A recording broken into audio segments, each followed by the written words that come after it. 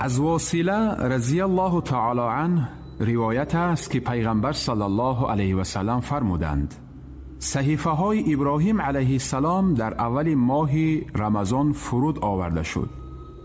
تورات موسی علیه السلام ششم ماه رمضان فرود آورده شد.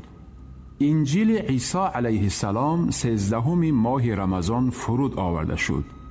زبور داوود علیه السلام 18 ماه رمضان فرود آورده شد و قرآن کریم 24 رمضان فرود آورده شده است.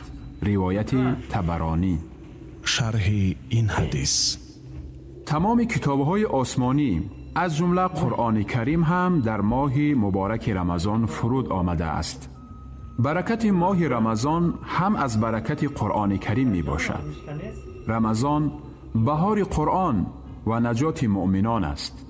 مسلمانان باید این ماه گناهسوز را بیشتر به تلاوت قرآن کریم مشغول باشند. الصلاة